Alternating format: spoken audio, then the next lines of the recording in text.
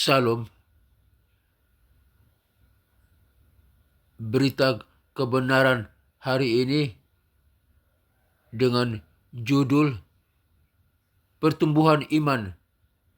Teks Alkitab Efesus pasal 4 ayat 1 sampai ayat 6.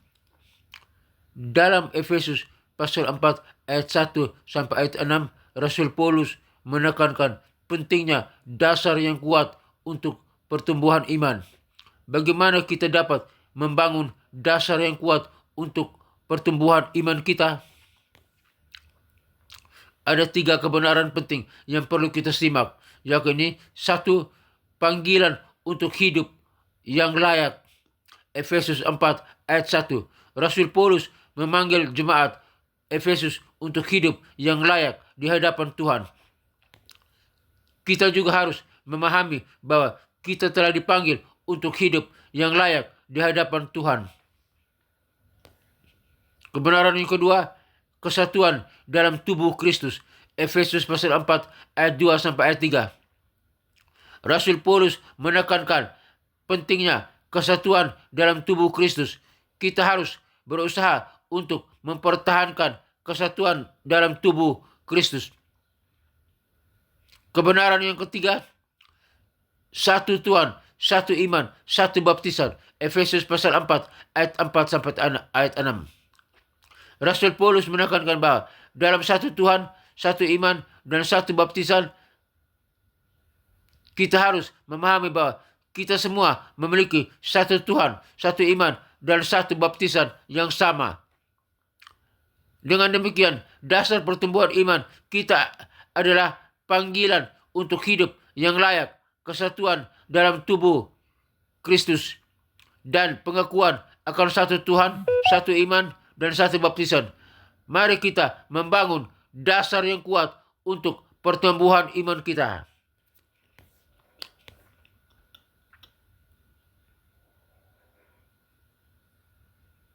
Mari kita coba kita meriset, kita menganalisis dasar pertumbuhan iman jemaat. 1. Kita dapat melihat bahwa panggilan untuk hidup yang layak. Efesus 4 ayat 1, pengertian. Panggilan untuk hidup yang layak di hadapan Tuhan. Implikasi kita harus memahami bahwa kita telah dipanggil untuk hidup yang layak di hadapan Tuhan.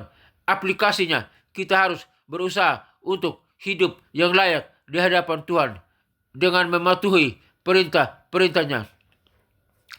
Kedua, analisis kedua, kesatuan dalam tubuh Kristus. Efesus 4 ayat 2 sampai ayat 3. Pengertiannya, kesatuan dalam tubuh Kristus yang terdiri dari berbagai anggota dengan anugerah yang berbeda-beda.